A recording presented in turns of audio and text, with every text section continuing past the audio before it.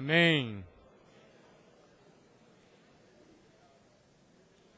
Nós vamos continuar a nossa comunhão e eu gostaria de ressaltar alguns pontos ainda do que nós falamos nessa manhã, dentro da nossa experiência, para que nós possamos perceber as coisas espirituais de uma maneira adequada. Nessa manhã nós mostramos a importância do exercício do Espírito. Nós sabemos, amados irmãos, que nós possuímos sentidos. O nosso corpo possui sentidos, a nossa alma possui também os seus sentidos, e o nosso espírito também possui os seus sentidos. Mas, de uma maneira geral, o que acontece? Nós usamos muito os sentidos do nosso corpo para coletar informações. Nós recebemos as informações pelos sentidos do nosso corpo, pelo que nós vemos, pelo que nós ouvimos, cheiramos, saboreamos, tocamos, não é isso? E essas informações chegam até nós. E essas informações que chegam, o que acontece? A nossa mente logo começa a funcionar. E aí, começa a processar isso aí, tudo que foi dado. Todas essas informações coletadas. Por exemplo, vamos dizer, você encontra-se com uma pessoa, daí você começa a discutir com essa pessoa, você começa a ficar bravo, mas a sua mente mostra claramente assim, ele é bem menor do que você pode dar um soco nele. Não é isso? Você é mais forte que ele. Então você não tem medo dele. Por quê? Porque a sua mente faz esse processamento. E você está na sua carne, né? Na sua vida da alma. Pega todas as informações e diz assim, é isso aí mesmo, e daí? Em casa, a mesma coisa, não é isso? Quem fala mais grosso aqui em casa? Ah! Daí a esposa diz, você fala mais grosso, mas eu falo mais alto. Então, é tudo o quê? Coleta de informações e medida de poder para ver quem é mais forte, etc, etc. Não é verdade? Agora, se você encontra um cara grandalhão e ele está bravo com você... Porque a sua mente, os seus sentidos coletaram a informação. Ele é grande, não provoca que você apanha. A experiência pode ser dolorosa. Ou se não em casa, se a esposa ou o marido tem alguma coisa mais forte, vai dizer, eu não vou cutucar aqui, porque a experiência pode ser dolorosa. Não é verdade? Então pode ver, nós usamos muito esses nossos sentidos físicos. Olhamos para as situações, nós nos desesperamos, não é assim? Perdi o emprego. Ai, é o meu fim. Daí a gente já começa a pensar um monte de coisas. A gente perdeu só o emprego. Mas a gente já começa a pensar, daí a minha família vai passar fome, não vou ter dinheiro, daí mais um familiar fica doente, daí não tem nem jeito de levar para o hospital, daqui uns dias vou ser despejado de casa, etc, etc, etc.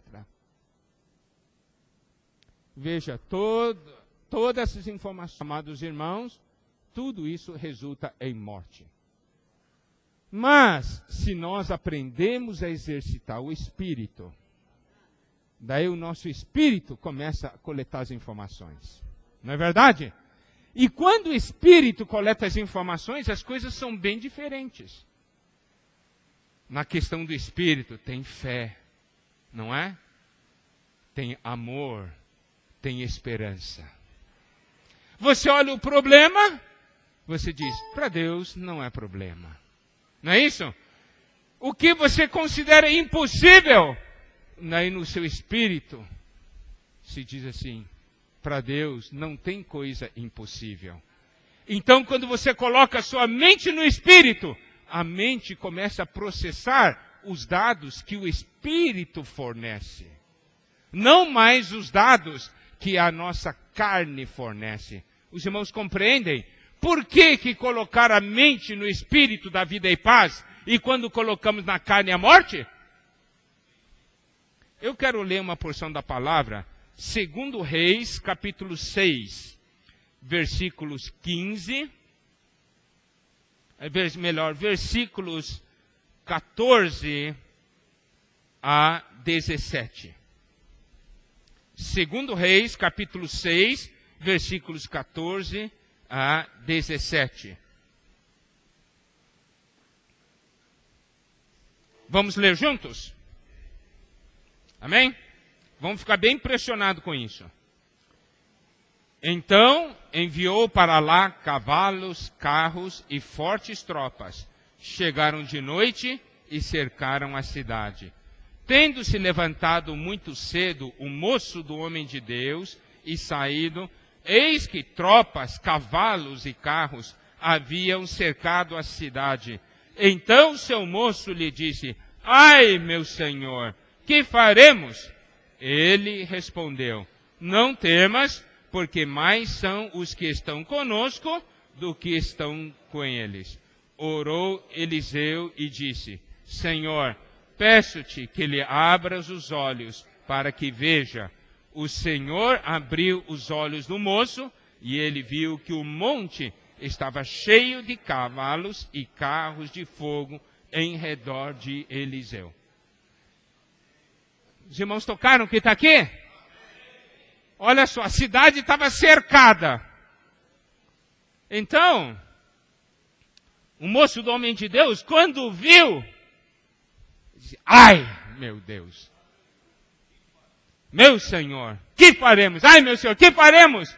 Olha que coisa terrível, estamos cercados. E Eliseu, tranquilo. Acho que se você estivesse olhando para Eliseu, como é que você pode ficar tranquilo assim? Você não está vendo o que está acontecendo?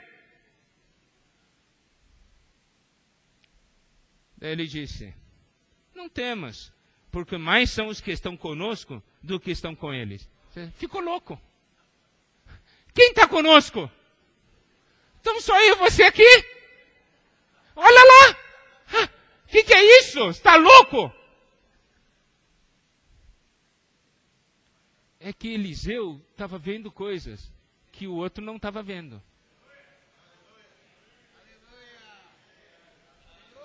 Daí Eliseu teve que fazer uma oração. Senhor, peço-te que lhe abra os olhos para que veja. Daí o Senhor abriu os olhos do moço e ele viu. O monte estava cheio de cavalos e carros de fogo em redor de Eliseu. Você acredita nisso? Tá, eu quero agora fazer a seguinte pergunta. O seu espírito hoje está exercitado para ver isso?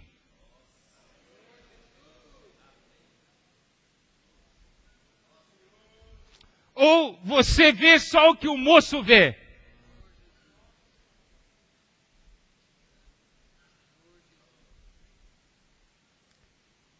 Você acredita que você pode ver o que Eliseu vê? Acredita que pode ver? O que precisa fazer para isso? Exercitar o espírito. É verdade. Exercita, exercita, exercita. Daí vai começar a ver. Eu vou dizer uma coisa. Hoje, quando a gente olha as coisas no mundo, as coisas estão ficando pretas, não é? Difíceis, cada vez mais difíceis. A própria palavra diz isso. Mas, quem tem discernimento espiritual, vê as coisas de maneira diferente. Quer ver? Vamos abrir em Lucas 21, 28.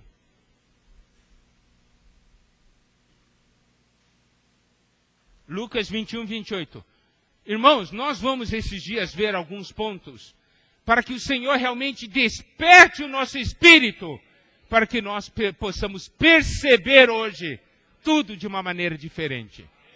Não perceber da maneira que o mundo percebe, mas ver da maneira que Deus vê. 21, 28. Vamos ler? Ora, ao começarem estas coisas a suceder, exultai e erguei a vossa cabeça, porque a vossa redenção se aproxima. Olha, vou dizer uma coisa. Quando as pessoas do mundo veem, ou quando os irmãos que são inexperientes, são crianças, veem, dizem assim, é o fim. Mas se você possui discernimento, você vai ficar alegre. Como é que você pode ficar alegre nesse momento? A redenção se aproxima. Não é uma maneira diferente de ver? É uma maneira diferente de ver. O fato é igual. Um olha, fica desesperado, começa a chorar. Você olha, começa a pular de alegria. Você é louco. Você é louco. É mesmo. A gente é mesmo. Agora, olha o problema da sua casa. Eu quero saber uma coisa. Você não precisa levantar a mão, porque fica meio chato. Quantos casais chegaram aqui com problemas a resolver? Com pendências. Alguns até meio desesperados.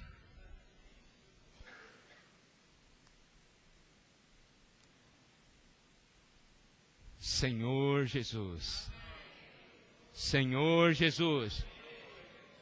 Eu vou dizer uma coisa. Nós devemos dizer, Senhor, abra os meus olhos. Se o Senhor abrir os meus olhos, eu vou ficar alegre.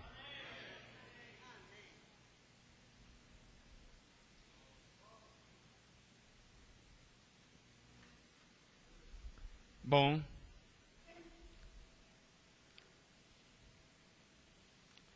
Quando começamos a reunião, foi falado sobre, os irmãos até compartilharam sobre o rio, sobre a questão do descanso, não é? Vamos abrir a Bíblia em Hebreus 4. Hebreus 4 fala de entrar no descanso.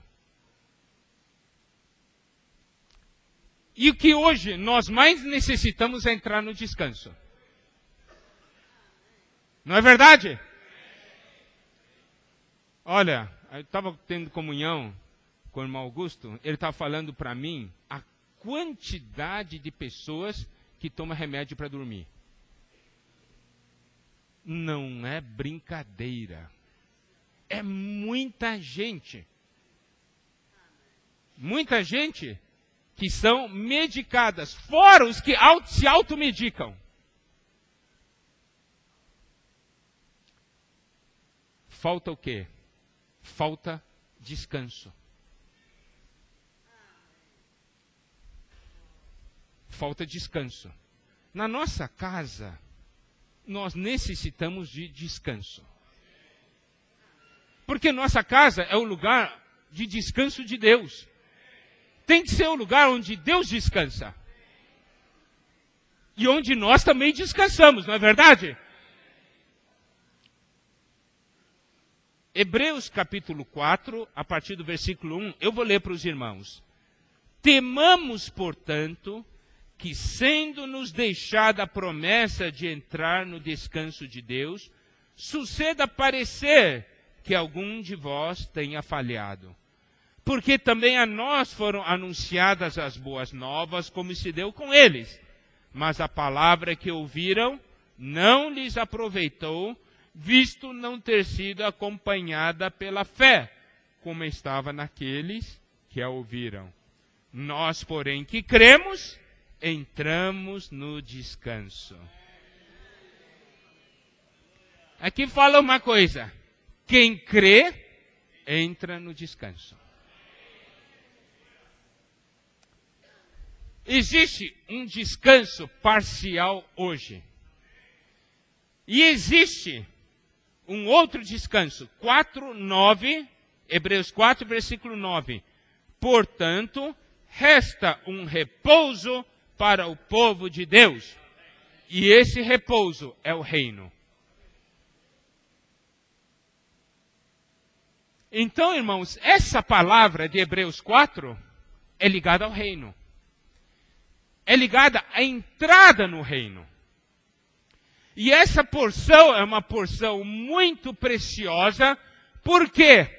Porque nos mostra que a palavra de Deus é para nos introduzir no descanso. Nós recebemos ou não a palavra de Deus? Recebemos.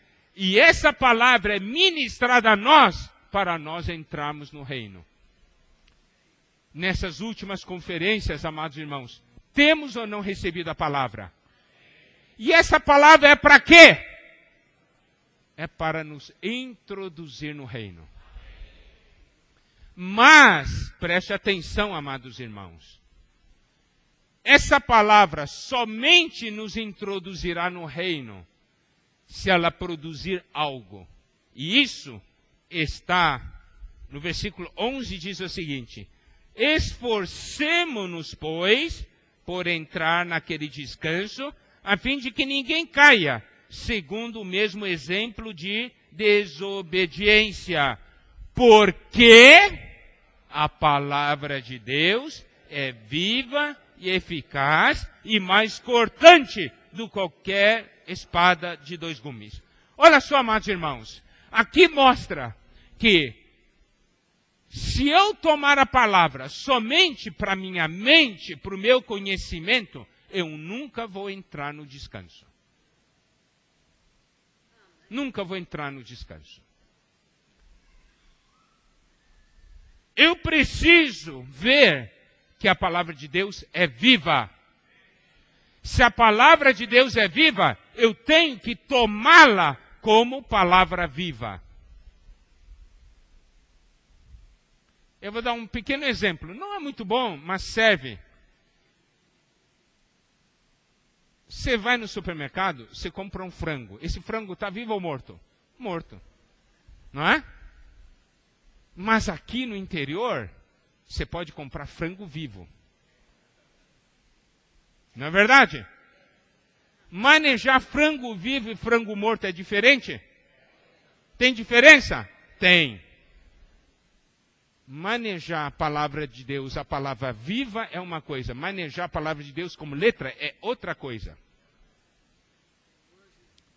Você tem que saber manejar a palavra viva. A letra é morta, não é? Letra é morta. Você pega a palavra como letra, pode brincar com ela. Mas a palavra viva, você não consegue brincar com ela. A palavra é viva. Você sabe manejar a palavra viva?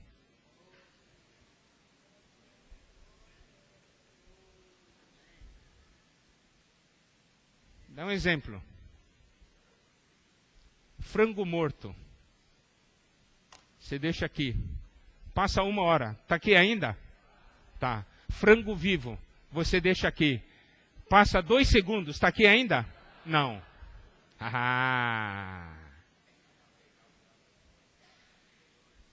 Palavra viva, você tem que pegar no momento. Pegar e agora entra. Esse negócio deixa para depois. Isso é coisa morta. Para coisa viva tem que ser na hora. Não é verdade? Vocês entendem, irmãos, por que o irmão que está à nossa frente sempre diz, vamos lá, vamos lá, vamos lá, vamos lá. Você entende agora por quê?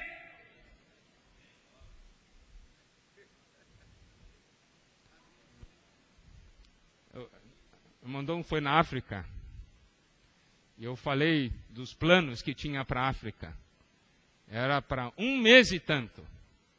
Eu desejava fazer uma coisa 1 mês e tanto depois. Ele olhou e disse, irmão Miguel, Miguel. Para quando que é mesmo? Para 1 mês e pouco depois. Para quando é mesmo? 1 mês e pouco depois. Você pode esperar. Será que o senhor pode esperar? Irmão Dong, em 2 semanas sai, tá bom?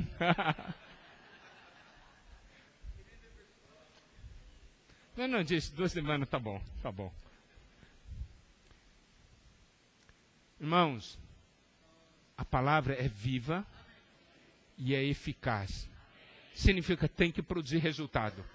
Se não produz resultado, você fica assim no mais? Eu vou te dar um exemplo. Você compra um televisor novo, bonito. Você compra, traz da loja, vem, instala em casa, liga. Não funciona. O que você faz? O que você faz? Quando você vai devolver? Na hora? Você tem certeza que devolve na hora? Ou você espera 1 ano? Deixa para lá. Quem sabe amanhã funciona. Quem sabe amanhã funciona, não é? Depois eu disse, não funcionou? Acho que daqui a 1 semana funciona. Acho que daqui a 1 semana funciona.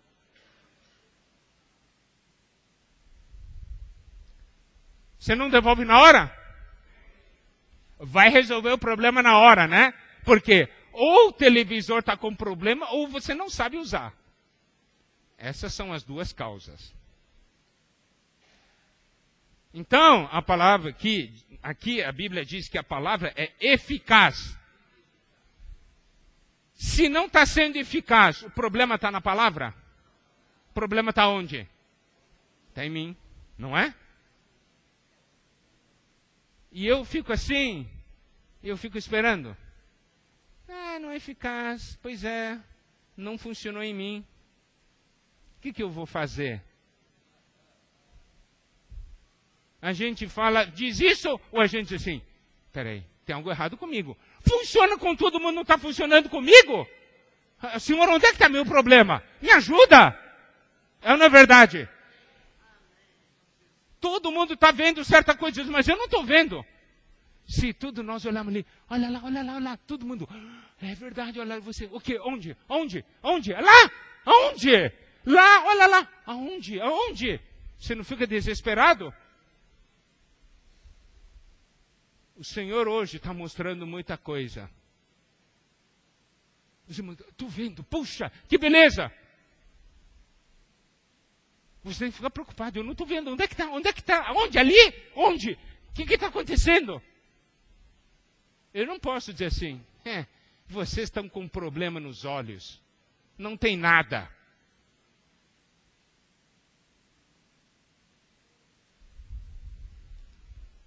Eu tenho que ficar preocupado, a palavra tem que ser viva para mim, eficaz, e ainda mais, tem que cortante. Mais cortante do que qualquer espada de 2 gumes e penetra até o ponto de dividir alma e espírito. Aqui diz que esta faca divide alma e espírito. Quando entra em você, divide alma e espírito ou não? Se não está dividindo, nós temos que ficar preocupados, não é verdade? Isso mostra que não penetrou o suficiente. Eu vou dizer uma coisa, amados irmãos. Por que nós estamos falando isso? Nós, semestre passado, falamos de arrependimento. Esse semestre nós estamos falando de quê? De quê? Realidade. A revelação da realidade. Aí eu tenho que me preocupar se essas coisas são ou não são reais em mim. Eu não posso mais ficar desleixado nesse aspecto, porque agora o Senhor está falando para nós, eu quero realidade. E aí, nós também devemos falar, nós queremos realidade. Por quê? É a realidade que vai trazer a manifestação do reino. Sem realidade do reino, não há manifestação do reino. Nós estamos vivendo os tempos finais e hoje Deus busca realidade. Divide alma e espírito, juntas e medulas, e é apta para discernir os pensamentos e propósitos do coração. E não há criatura que não esteja manifesta na sua presença, pelo contrário, todas as coisas estão descobertas e patentes aos olhos daquele a quem temos de prestar contas. Aí nós descobrimos uma coisa. Quando nós tomamos a palavra de uma maneira viva, eficaz, cortante, penetrante, resultado, nós nos sentimos nus diante de Deus. A palavra expõe a nossa condição. Mas expõe para quê? Para sermos condenados? Não, para nós sermos salvos. É por isso que nesse mesmo capítulo 4, diz assim, versículo 14, tendo, pois, a Jesus, o Filho de Deus, como grande sumo sacerdote que penetrou os céus, conservemos firmes a nossa confissão, porque não temos sumo sacerdote que não possa compadecer-se das nossas fraquezas, antes foi ele tentado em todas as coisas a nossa semelhança, mas sem pecado. Acheguemo-nos, portanto, confiadamente junto ao trono da graça, a fim de recebermos misericórdia e acharmos graça para socorro em ocasião oportuna. A palavra diz assim, a palavra vai expor para Cristo salvar. Eu estava numa cidade tendo comunhão com os irmãos, e eu disse assim, se eu tivesse um aparelho, digamos esse aparelho aqui, com isso aqui eu consigo ler os pensamentos. Se eu colocar na cabeça de alguém, eu posso ler os pensamentos, né? Se eu colocar aqui assim, você deixaria eu colocar na sua cabeça para eu ler? Deixaria? Não? Olha só. E se eu quisesse colocar só a força, não é verdade? Você ia ficar desesperado ou não? Ai! Se isso prova quão terrível é o nosso interior. Então a gente precisa ou não de arrependimento? Está vendo como a gente precisa? Se você, eu não preciso, então deixa eu dar uma olhadinha.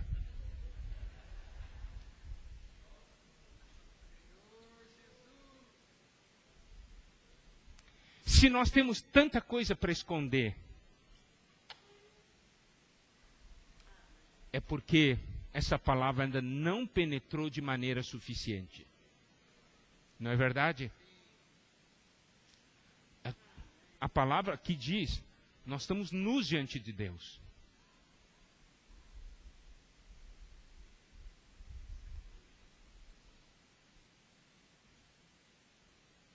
Eu posso dar uma olhada o que você pensa da sua esposa? Eu posso dar uma olhada, perguntar para a esposa do que você pensa do seu marido? Posso ou não posso? Não, respondam. Diga assim, sim ou não? Maridos, eu posso dar uma olhada no que você pensa das esposas? Então quem não falou não quer dizer sim, não é verdade? Posso olhar? Então vou perguntar mais uma vez, eu posso dar uma olhada?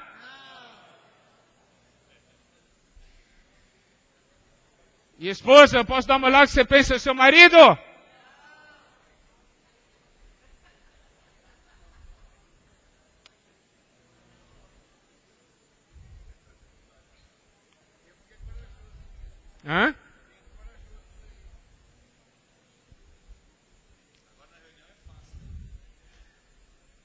Eu vou dizer uma coisa, amados irmãos. Isso mostra que nós ainda temos um longo caminho pela frente. Mas nós estamos aqui para mudar isso aí. Não é verdade? É por isso que nós estamos aqui. Aqueles recém-casados, é um pouco mais fácil. É paixão para cá, amor para lá, né? Meu bem para cá, essas coisas assim. Mas aqueles já têm muitos anos, já passaram muitas experiências. A coisa é meio difícil.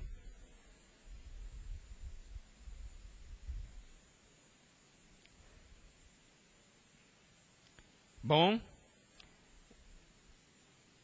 então olha, se nós deixarmos a palavra penetrar e nós somos sérios, de Senhor, por que a palavra não está funcionando em mim? Tem alguma coisa errada comigo? Eu quero, Senhor, eu estou aqui. Trabalhe em mim essa palavra. Vai ou não ter resultado? Vai ter resultado. A palavra é viva. Mas se nós tomarmos como conhecimento, não adianta. Não adianta. Esse não é o nosso caminho. Nosso caminho é espírito e vida. Nosso caminho é realidade, não é isso? Bom, ok. Vamos ler Gênesis 7:1. É de onde veio essa expressão que é o tema da nossa comunhão.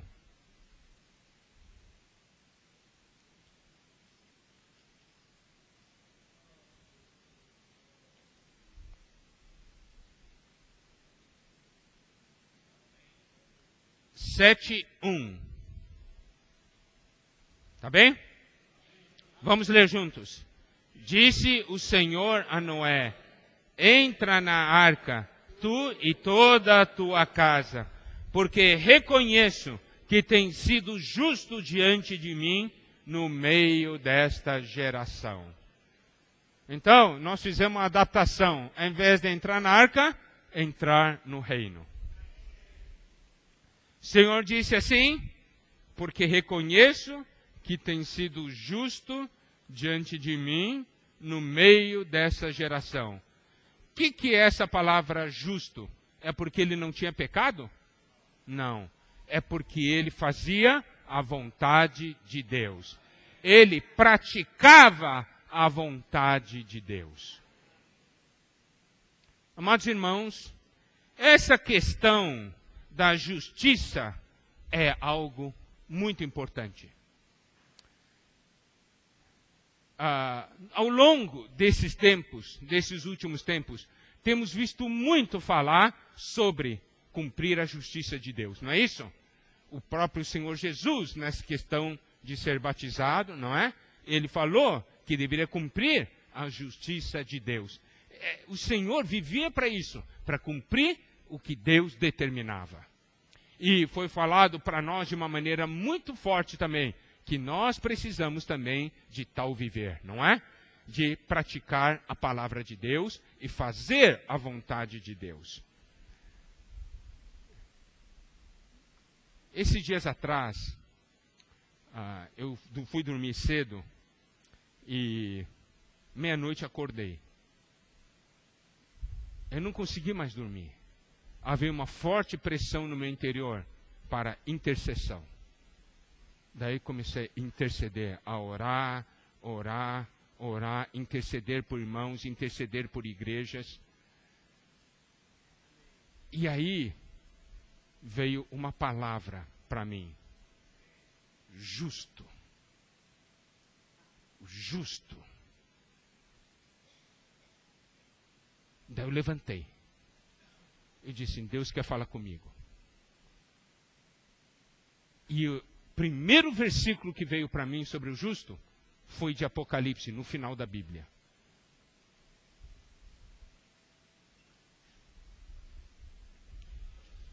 Apocalipse 22.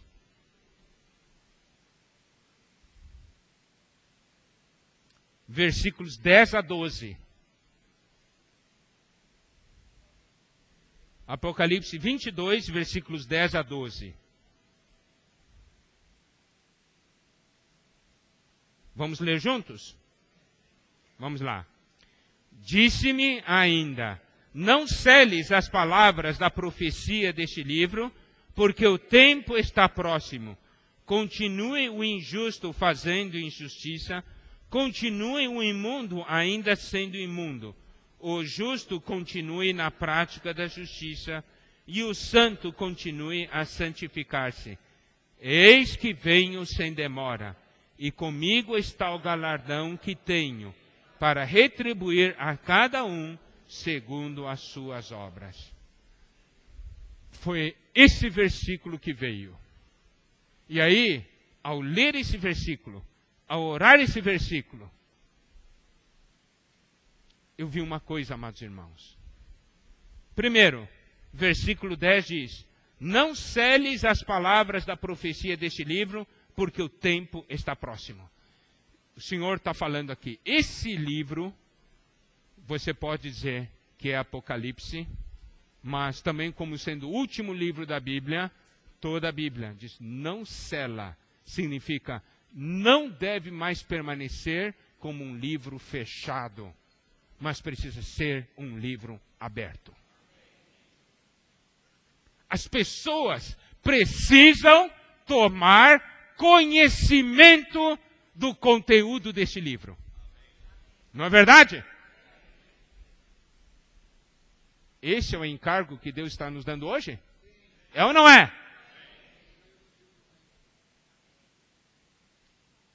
Essas palavras não podem ser seladas. Esses livros não podem estar fechados. Segundo ponto. Essa palavra, ao ser dada, haverá dois caminhos a escolher.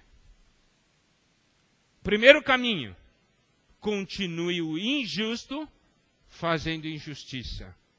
Continue o imundo ainda sendo imundo.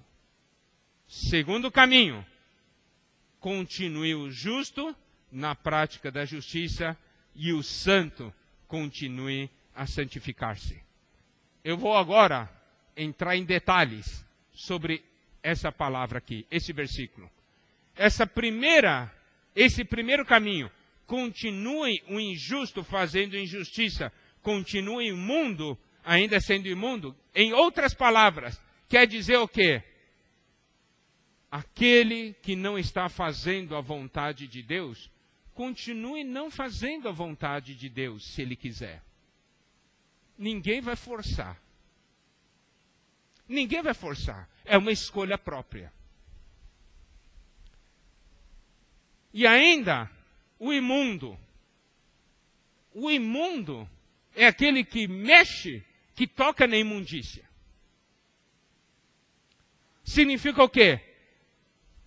Depois de receber essa palavra, ainda não quer fazer a vontade de Deus? Não faça então. Depois de receber essa palavra, ainda quer tocar coisas imundas, mexer coisas imundas? Então que mexa.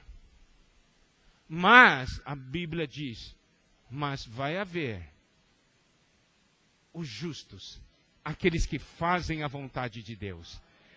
E esses vão continuar fazendo a vontade de Deus. E aquele que é santo vai continuar a santificar-se. E o Senhor deixa bem claro, você pode escolher o caminho, mas eu quero deixar bem claro, eu venho sem demora, e comigo está o galardão que tenho para retribuir a cada um segundo as suas obras. Mas, irmãos, nós estamos aqui hoje, amanhã, depois de amanhã. Ao terminar a comunhão, que caminho você vai tomar? Que caminho vai tomar? A palavra mostra. Só esses dois caminhos. A minha casa faz a vontade de Deus? A minha casa é imunda? Ou a minha casa faz a vontade de Deus? e se santifica dia após dia. O meu viver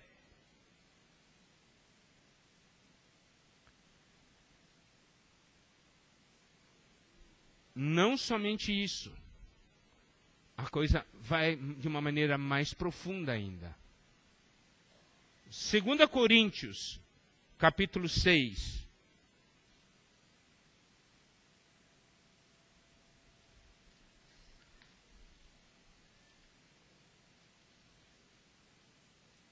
Segunda Coríntios, capítulo 6,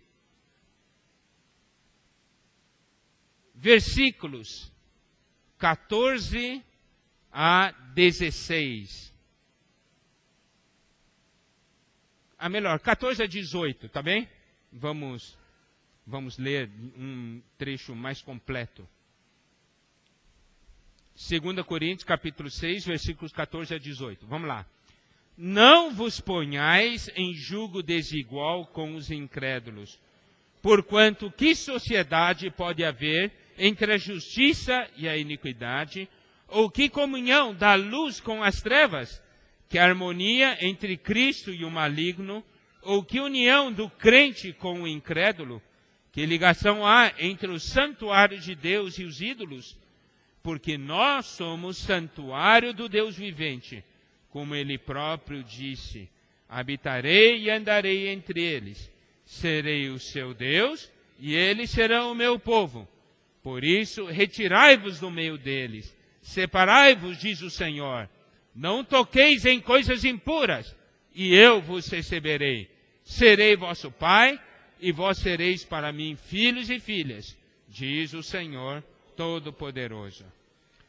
Eu quero que os irmãos prestem atenção no final do versículo 14, um pouquinho antes do final. Ele diz assim: que sociedade pode haver entre a justiça e a iniquidade? Aqui é colocado justiça versus iniquidade. Não é isso? Isso mostra, amados irmãos, de uma maneira bastante forte, esses mesmos dois caminhos que é mencionado em Apocalipse 22. O caminho da justiça e o caminho da iniquidade. Por que que isso é importante? Vamos para Mateus 24.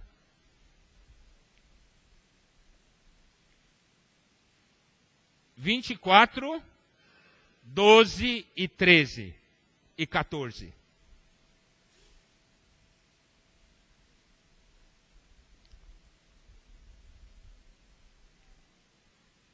Vamos ler? E por se multiplicar a iniquidade, o amor se esfriará de quase todos. Aquele, porém, que perseverar até o fim, esse será salvo. E será pregado este evangelho do reino por todo o mundo, para testemunho a todas as nações. Então virá o fim. Vamos orar e ler os versículos 12 e 13 por casal, tá bem?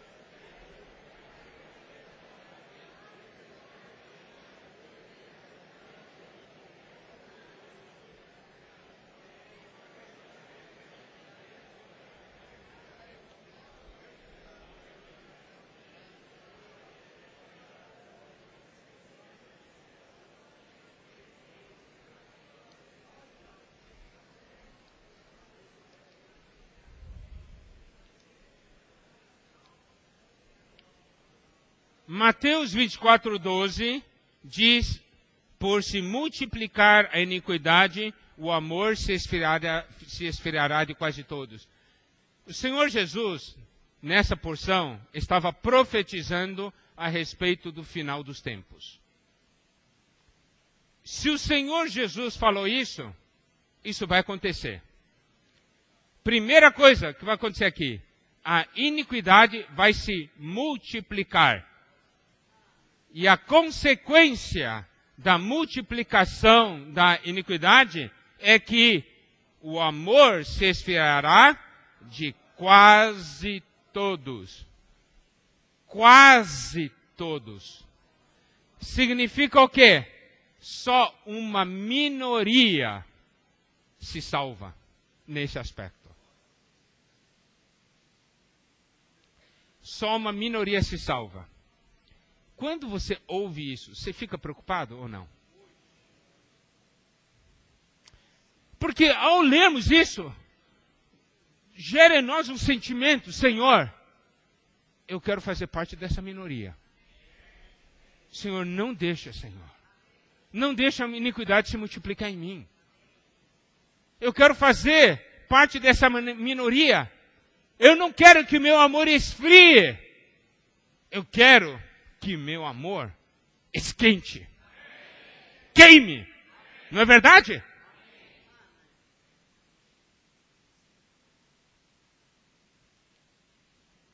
Eu estava tendo comunhão com um irmão. Um irmão. Eu amo muito esse irmão. Um ano atrás, eu estava orando, e daí de repente veio um sentimento de interceder por ele. Eu intercedi e mandei um e-mail para ele. Senhor, mandei um e-mail para ele. Eu disse assim, estou orando por você, eu estava tendo comunhão com o Senhor mandou orar por você, e eu quero saber como é que você está. E ele disse assim para mim, eu estou mal. Estou frio. Eu quero me arrepender, mas não consigo. Eu quero mudar, mas eu não consigo. E daí ele disse assim, eu disse para ele, irmão, exercite o espírito. Vá! Ele disse assim, respondeu, não tem jeito. Eu disse, ore por mim, irmão. Quem sabe Deus vai escutar a sua oração e me salvar.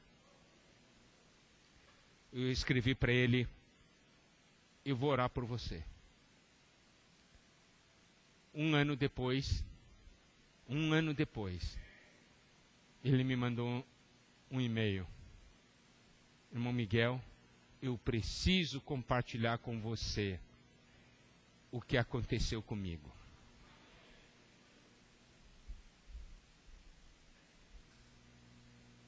Um dia, de repente, houve um pequeno toque, ele percebeu. Eu preciso dar uma chance para Deus. Eu preciso criar oportunidade para Deus chegar até mim. Daí ele contou vários fatos. E o principal fato foi que os irmãos convidaram ele para a conferência. Ele não estava com vontade de ir. E ele disse assim, mas eu havia proposto no meu coração dar oportunidade para Deus falar comigo. E ele disse assim, daí disse, Miguel, eu fui. Primeiro dia, a palavra coisa, e eu duro. Os irmãos vinham me abraçar, eu ficava um pouco tocado, e eu duro. E ele disse assim, mas eu orava todos os dias, Senhor, toca em mim. Eu não tenho força, você que vai ter que vir, Senhor. E toca em mim.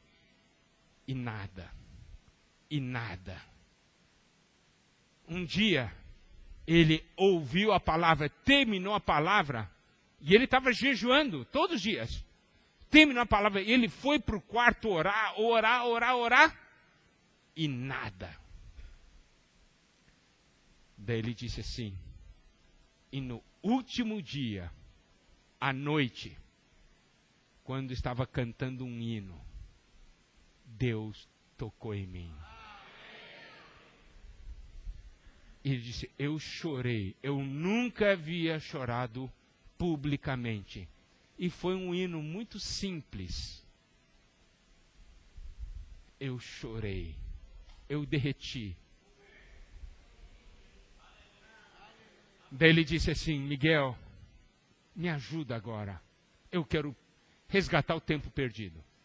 Eu compartilhei com ele então sobre a questão do mistério da iniquidade. Daí ele escreveu para mim: o que é iniquidade?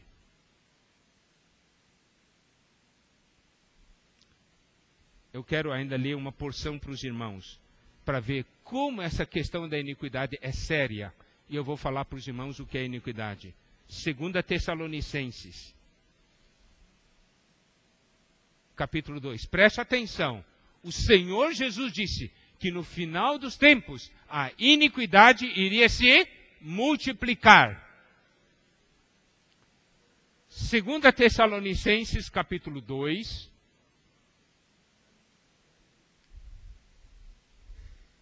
A partir, o versículo, vamos ler, eu vou ler para os irmãos a partir do versículo 3. Ninguém de nenhum modo vos engane, porque isto não acontecerá sem que primeiro venha a apostasia, que é o desvio, que é a queda, e seja revelado o homem da iniquidade, o filho da perdição, o qual se opõe e se levanta contra tudo que se chama Deus, ou é objeto de culto, a ponto de assentar-se no santuário de Deus, ostentando-se como se fosse o próprio Deus. Não vos recordais de que, ainda estando convosco, eu costumava dizer-vos estas coisas? E agora sabeis o que o detém, para que ele seja revelado somente em ocasião própria. Presta atenção, versículo 7. Com efeito, o mistério da iniquidade já opera e aguarda somente que seja afastado aquele que agora o detém. Então será de fato revelado o iníquo, a quem o Senhor Jesus matará com o sopro de sua boca e o destruirá pela manifestação de sua vinda. Ora, o aparecimento do iníquo é segundo a eficácia de Satanás, com todo o poder e sinais e prodígios da mentira, com todo o engano de injustiça aos que perecem, porque não acolheram o amor da verdade para serem salvos. É por este motivo, pois, que Deus lhes manda a operação do erro, para darem crédito à mentira, a fim de serem julgados todos quantos não deram crédito à verdade. Antes, pelo contrário, deleitaram-se com a injustiça. Versículo 7 diz: com efeito, o mistério da iniquidade já opera. O mistério da iniquidade já opera, e o resultado é que a iniquidade se multiplica. Agora, o que é iniquidade? Sabe, amados irmãos, existem 4 palavras no grego que são traduzidos como pecado,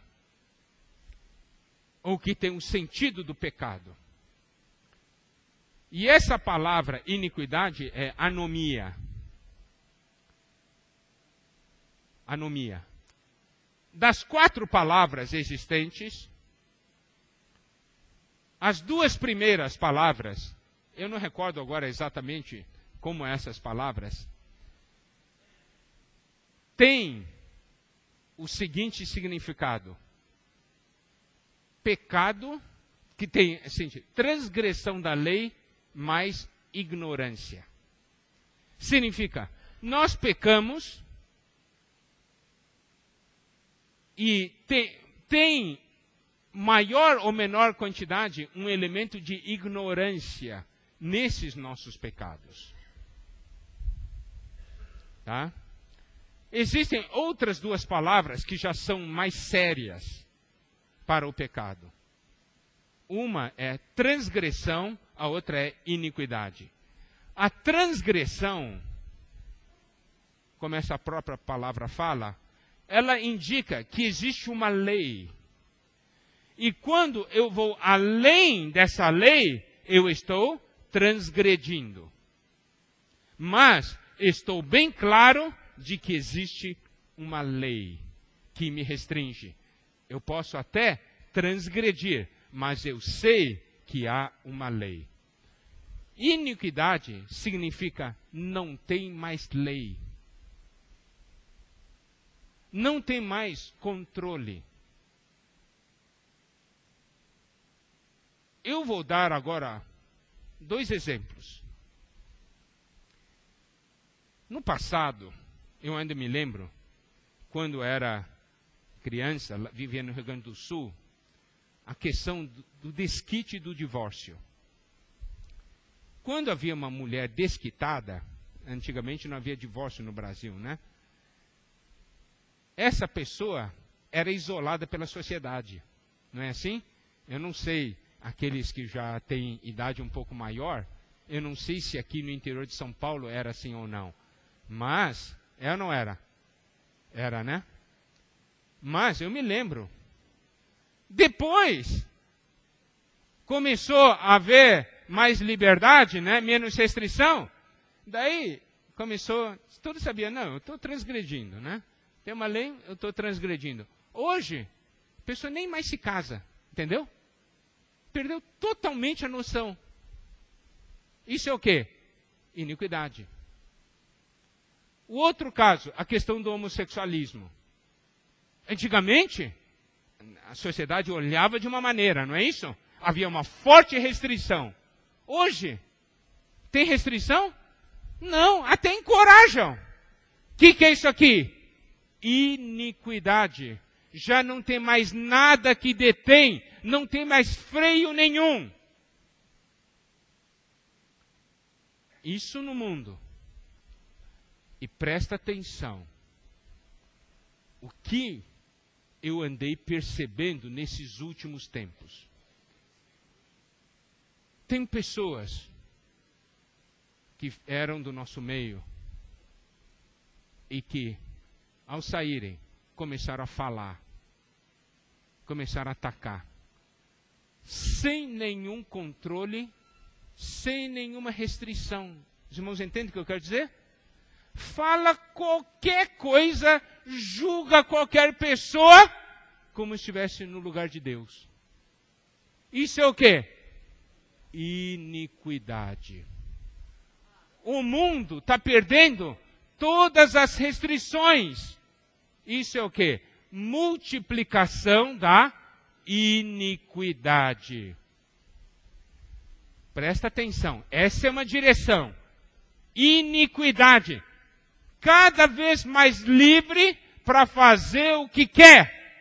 Mas graças a Deus existe outra direção. É o reino. Cada vez mais restrito e governado pelos céus. Cada vez fazendo menos o que se quer e fazendo mais o que Deus quer. E o caminho da iniquidade é cada vez fazendo mais o que o homem quer, fazendo menos o que Deus quer. Esses 2 caminhos hoje estão no mundo e colocados diante de nós. Qual é o nosso caminho? Eu vou dizer uma coisa, amados irmãos. Esse conceito da iniquidade, esse mistério da iniquidade, quer nos contaminar.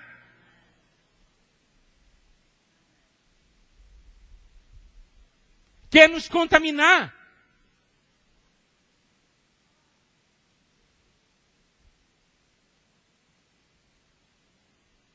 Resultado: o amor esfria. Quem toca nas coisas negativas e imundas, o amor esquenta ou esfria? Está bem claro. Não é uma questão de certo ou errado, quem está com a razão ou não está com a razão. Nós temos que ver, ao tocar isso, meu amor esquenta ou esfria? Em casa, os programas que nós assistimos. Programa bom. Irmão, eu não quero saber se é bom ou não. Eu só quero fazer uma pergunta. O amor esquenta ou esfria depois que você assiste? É só isso aí. Só isso aí. Esfriou? Iniquidade.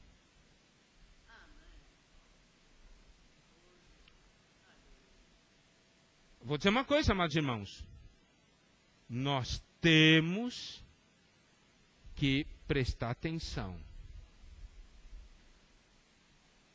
O que está entrando em nós? O que está entrando em nossa casa? Quero ler aqui com os irmãos uma porção de Lucas. Vê as palavras do Senhor Jesus, ainda sobre o final dos tempos. Irmãos, estão vendo? Eu não estou tocando o final dos tempos com os sinais de fora, terremoto, essas coisas. Eu estou tocando o final dos tempos nas coisas que nos atingem. Não é verdade? As coisas do nosso dia a dia. Você sente a pressão do mundo? Você vê a iniquidade operando?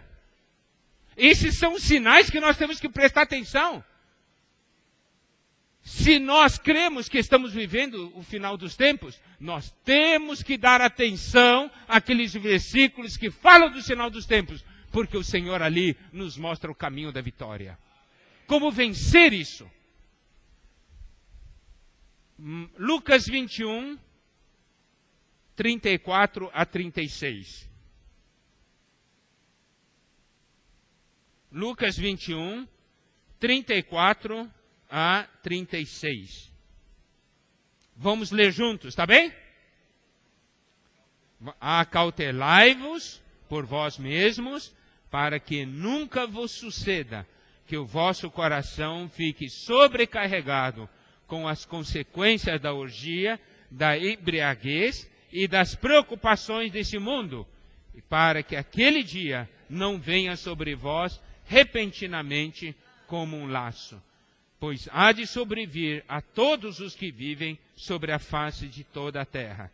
Vigiai, pois, a todo tempo, orando, para que possais escapar de todas essas coisas que têm de suceder e estar em pé na presença do Filho do Homem. O Senhor Jesus, nesse versículo 34, Ele nos diz de uma maneira muito específica para nós tomarmos cuidado. Olha, se o Senhor Jesus está falando para a gente tomar cuidado, é bom tomar cuidado. Porque o negócio é sério.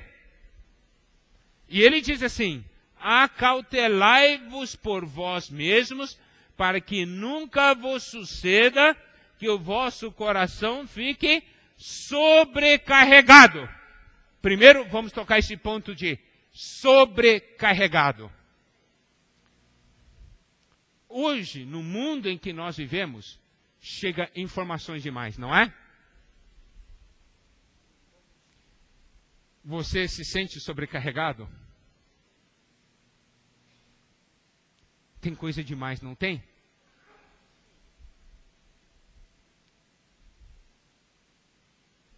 Sobrecarregado. Isso é sério. Mas o Senhor Jesus, ele diz, sobrecarregado com o quê? Tem que ficar cuidado. E ele cita três coisas. Três coisas, amados irmãos. Primeira coisa, consequências da orgia. Essa palavra me chamou muita atenção. Eu fui ver o que era o significado. Consequências da orgia. O original significa dor de cabeça, vômito, mente confusa, em outras palavras, ressaca. Você sabe, né, que eu estou falando ressaca? Ressaca de beber. Presta atenção, o Senhor não disse orgia. Ele falou consequências da orgia. Por quê? Ele sabe que nós temos dificuldade em discernir o que é orgia e o que não é. Então, ele diz assim, preste atenção. Você viu certa coisa, ouviu certa coisa, está dando dor de cabeça espiritual, você está com ânsia de vômito, não tem mais vontade de comer, você está com a mente confusa? Então, o que você participou foi orgia. Irmão, entende o que eu quero dizer?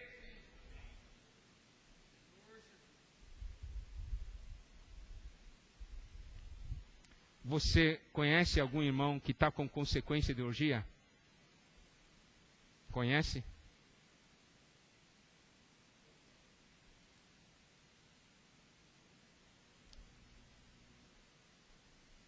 Irmãos, nós temos que tomar cuidado.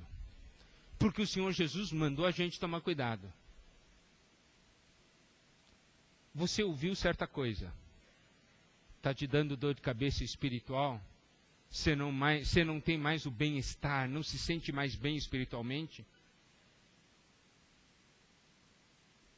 Então é isso aí.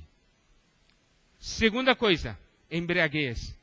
Essa palavra no original grego também tem um sentido de intoxicação. O que você está comendo? Está te intoxicando?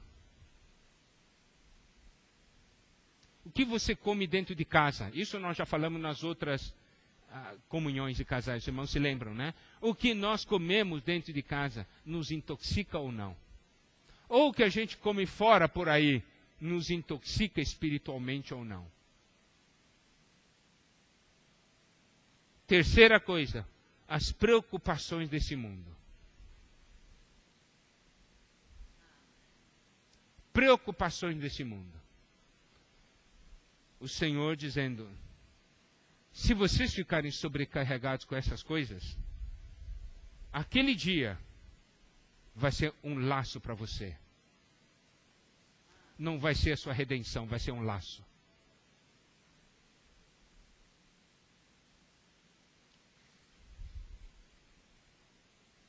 Hoje, nós estamos sobrecarregados com isso?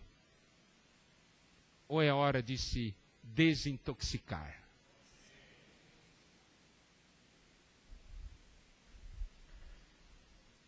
Você acredita que participar de orgia, estou falando de orgia espiritual, né? Ligado à questão espiritual.